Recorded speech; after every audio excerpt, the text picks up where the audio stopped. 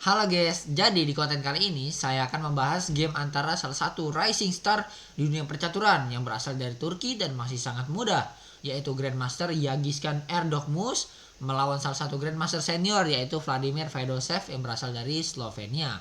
Ini merupakan game di babak ke-12 di pertandingan Tata Steel Chess 2026.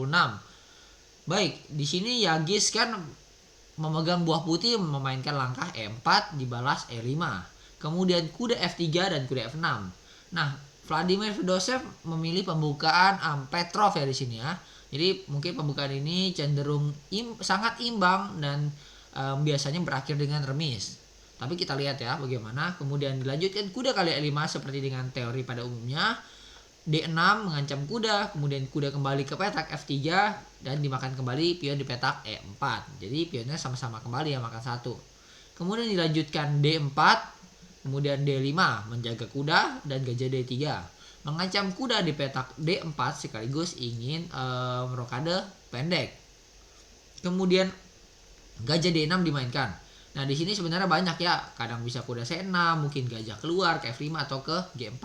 Tapi Vladimir Fedosev memilih memainkan gajah ke petak D6. Kemudian rokade mengamankan raja, rokade pendek juga mengamankan raja oleh hitam. C4 dimainkan, melakukan langkah untuk mengancam pion di petak D5. Karena jika dimakan, kuda D4 akan jatuh. Tidak bisa dimakan, jadi Vladimir Fedosev menjaga dengan pion petak C6. Menjaga, jadi kalau dimakan akan pakai pion. Kemudian benteng E1 dimainkan, mengancam kuda di petak E4. Dijaga juga oleh Vladimir Fedosev menggunakan benteng ke petak E8. Kemudian di sini ada langkah menteri B3. Nah, langkah menteri B3 ini bertujuan untuk apa? Untuk mengancam pion di petak D5. Kemudian kuda A6 dimainkan. Vladimir Fedosev menyadari bahwa pion di petak D5 ini belum bisa dimakan. Karena jika dimakan, kemudian dimakan kembali oleh pion, ini tidak gratis ya guys ya, karena kalau menteri kali D5 akan ada langkah gajah kali H2 mengorbankan gajah.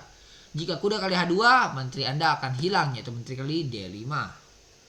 Baik, mungkin langkah ini bisa dimainkan C kali D5 tetapi lanjutannya tidak menteri kali D5 melainkan apa? Kuda ke petak C3. Oke, baik kita lanjut. Kemudian setelah langkah kuda A6, Yagiskan Erdogmus memainkan langkah A3. Ia ingin mencegah langkah kuda ke petak B4 untuk mengancam gajah di petak D3. Yang gajah ini ada gajah yang sangat aktif ya, memiliki diagonal penguasaan dari petak D3 hingga H7. Kemudian di sini Vladimir memainkan langkah H6. Nah, sebenarnya ada pilihan lain seperti gajah ke petak F5 sekaligus mengembangkan perwira. Tetapi memang di sini seolah-olah mengorbankan pion di petak B7. Nah, jika kita teliti memikirkan ini ada langkah kuda ke petak C5. Itu mengorbankan kuda sekaligus mengancam menteri dan mengancam gajah di petak D3. Jika dimakan kembali oleh kuda di petak E4. Kemudian menteri kali C6, benteng E1, kuda kali E1, gajah kali D3. Kuda kali D3 kembali gajah G5 mengancam menteri. Jika dimakan, menterinya bisa makan benteng di A8. Menteri E8 menawarkan pertukaran, terpaksa dimakan, kemudian kuda D2. Nah, posisi ini cenderung sedikit unggul bagi putih ya, karena putih unggul satu pion di sini. Oke, kita lanjut dengan langkah Vladimir Fedosev yaitu H6. Kemudian dilanjutkan kuda petak D2. Lagi-lagi memberikan tekanan kepada kuda di petak E4. Kembali lagi sebenarnya bisa melakukan gajah ke petak F5 jika dimakan ada langkah kuda kali D2. Benteng kali E8, menteri kali E8, gajah kali F5, kuda kali F3, G kali F3, dan kuda C7. Lari dari ancaman menteri. Kemudian C5 mengancam gajah, karena gajahnya menjaga kuda. Kemudian benteng B8 mengancam menteri, menteri kali A7, dan kudanya kabur ke petak B5. Menteri D7 menawarkan pertukaran sekaligus mengancam pion di petak C6 dan gajah di petak D6. Kemudian menteri lari ke petak E1, raja terpaksa ke petak G2 dan gajah kali H2, sacrifice the bishop. Langkah ini adalah untuk memancing raja putih jika memakan pion F2-nya hilang gitu. Dan terjadi skak abadi. Kemudian putih di sini mungkin bisa memainkan langkah seperti gajah F4, Memberikan benteng jika menteri kali A1, putih juga memakan benteng di petak B8. Nah, jika dimakan oleh hitam ada menteri C8, skakmat ya di sini. Kemudian mungkin bisa dimainkan menteri ke petak G1, raja H3, menteri F1, raja kali H2, menteri kali F2, raja H3, menteri kali F3. Di sini juga terjadi skak abadi ya. Jadi kemungkinan besar ini juga berakhir dengan remis. Baik, kita kembali. Setelah kuda D2, di sini Fedosev memilih kudanya lari ya, dilarikan kudanya ke petak F6. Dilanjutkan benteng kali E8, menteri kali E8 melakukan pertukaran benteng.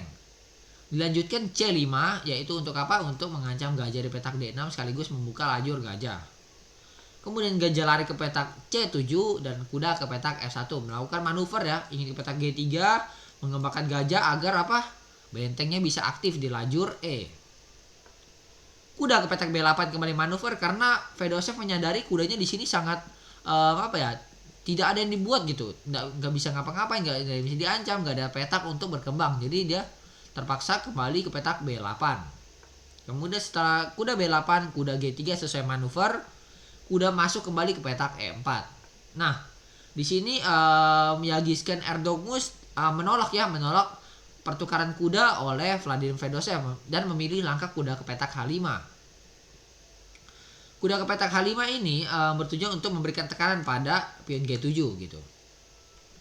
Kemudian dilanjutkan dengan langkah gajah ke petak D8. Kenapa gajah ke petak D8? Karena di sini Fedosev menyadari ya adanya ancaman dari putih, yaitu sewaktu itu contoh ada A6, di sini ada gajah kali H6. Jika dimakan, ada makan kuda DP4, dimakan oleh pion ataupun oleh menteri, sama-sama ada ancaman garpu oleh kuda, yaitu apa? Kuda ke petak F6, skak raja dan benteng. Menteri. Nah, dengan menyadari itu, Fedosev melangkahkan langkah gajah D8 untuk menjaga adanya kuda ke petak F6. Tapi sebenarnya di sini sepertinya lebih baik dengan melangkahkan kuda ke petak D7 ya. Sekaligus mengembangkan kuda dan juga gajahnya tetap mengontrol diagonal ke F4. Baik, kita lanjutkan dengan langkah gajah ke petak D8. Yagis menyadari bahwa gajahnya dapat menguasai atau mengambil alih lajur diagonal di petak F4, yaitu dia gajah F4. Kemudian karena merasa terganggu, Vladimir Fedosev melangkahkan pion ke petak G5 mengancam gajah. Ya, mengharapkan gajahnya lari, mungkin kemana saja agar tidak mengontrol diagonal ini. Tetapi di sini malah dikorbankan oleh Yagisken Erdogmus. Gajah ke petak C7, sacrifice the bishop. Dengan tujuan apa? Jika dimakan kembali akan gajah kali E4 ya. Sesuai yang dimainkan juga kebetulan. Jadi jika gajahnya dimakan akan ada skak garpu, skak raja dan menteri kuda ke petak F6. Dengan ini tidak bisa dimakan sehingga Fedosev memainkan langkah kuda ke petak D7. Ada pilihan lain mungkin seperti menteri D8. Tapi jika menteri D8 ada gajah ke petak C2. Oke. Kemudian Fedosev memainkan kuda D7 menjaga petak F6 dari ancaman skak kuda. Nah, di sini diancam kembali oleh Erdogmus, yaitu gajah ke petak F5, ingin memakan kuda di petak D7 dan ingin lagi-lagi skak ancaman kuda ke petak F6 garpu. Kemudian menteri akhirnya lari ke petak D8 dan karena menyadari lajur E ini sudah tidak dikuasai oleh menteri, maka akan langsung diambil alih oleh putih, yaitu benteng petak E1. Kemudian raja ke petak H8 kabur dan juga kembali dikuasai, memperkuat penguasa di lajur E, yaitu menteri ke petak E3 dengan tujuan apa? Ingin masuk menteri E7 ya, mengancam menteri, mengancam kuda, mengancam pion di lajur di baris ke-7 gitu. Oke, di sini putih sudah sangat unggul, tapi masih butuh pengolahan ya. Fedosev memainkan langkah kuda ke petak F8, menawarkan pertukaran gajah. Tetapi dari Yagisken Erdogmus di sini memilih mengorbankan gajahnya. Kembali lagi memilih mengancam garpu, yaitu kuda ke petak E5. Karena jika gajahnya dimakan akan ada langkah kuda F7. Lagi-lagi Yagisken mengincar menteri ya di sini ya, dan raja dan menteri. Oke, jika misalnya dimakan oleh gajah hitam ada menteri kali E5, raja geser ada skakmat menteri G7. Jika ditutup ya ini mungkin kuda kali F6 dan sudah pasti akan menang juga. Kuda open skak dan akan skakmat juga. Oke, jadi di sini Fedosev memainkan langkah apa? Menteri ke petak E7. Menteri ke petak E7 kemudian dilanjutkan gajah kali C8 mengambil pertukaran benteng kali C8 dan menteri H3. Di sini mengancam benteng di petak C8 sekaligus apa? Ingin selanjutnya mengancam pion di petak H6. Benteng terpaksa lari ke petak E8 dan kuda ke petak G3 membuka lajur H bagi menteri agar dapat mengancam pion di petak H6. Dijaga oleh raja-raja H7, kemudian diancam kembali kuda ke petak F5, menambah ancaman kepada menteri dan ke pion ke petak H6. Menteri lari ke petak E6 mencegah karena jika dimakan akan ada makan menteri terlebih dahulu ya. Oke. Dan kudanya pun juga bisa dimakan, mungkin raja kali H6 ataupun bisa F6 dulu karena di sini bentengnya juga gantung ya. Oke, karena menyadari ini, Yagiskan memilih ide lain yaitu benteng petak E3. Tujuannya apa? Ingin membuka kuda di petak F5 di open ya kuda G4. Contoh misalnya ada langkah A6, kuda G4 di sini. Jika bentengnya di E1 kan bisa dimakan. Jadi bentengnya dinaikkan dulu ke petak E3 agar dijaga oleh pion F2. Karena kemudian jika dimakan bisa makan benteng di petak E8 ataupun memakan pion di petak H6 dengan menteri. Oke, dilanjutkan menteri lari ke petak F6. Kemudian ada langkah pengorbanan kuda, sacrifice the bishop, langkah yang sangat bagus ya oleh Yagiskan Erdogmus ini. Mengorbankan kuda terpaksa dimakan oleh menteri ya, kemudian dilanjutkan menteri skak ke petak F5. Melakukan skak sekaligus apa? Mengancam pion di petak F7. Ditutup oleh kuda ke petak G6, menteri kali F7 tidak dapat dihindari lagi. Menteri tutup ke petak G7, di sini mendapatkan benteng gratis ya, menteri kali E8. Gajah kali E5 dimainkan, kemudian benteng H3 melakukan ancaman skak di raja kepada raja H7. Terpaksa ditutup oleh kuda H4, kemudian D kali E5. Di sini sudah menang kualitas dan selanjutnya sudah pasti ingin melakukan G3 ancaman kuda ya. Karena raja tidak bisa lari kemana-mana ya sudah hanya bisa menerima ancaman di petak G3. Setelah ini apa? Akan G kali H4.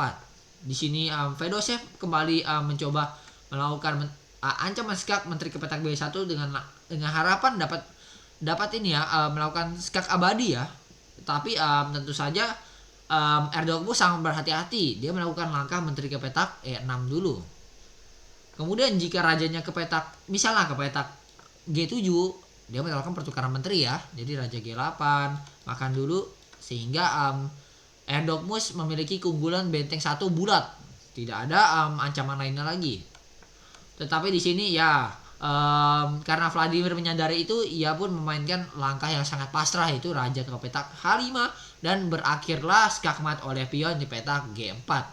Ini merupakan kemenangan yang sangat cantik oleh salah satu rising star kita ya dari Turki yaitu Grandmaster Yagiskan Erdogmus. Bagaimana pembahasan di game kali ini? Apakah Anda suka? Like, comment, and share akun ini dan video ini juga tentunya agar saya dapat lebih semangat bikin konten selanjutnya. Makasih semuanya, bye bye.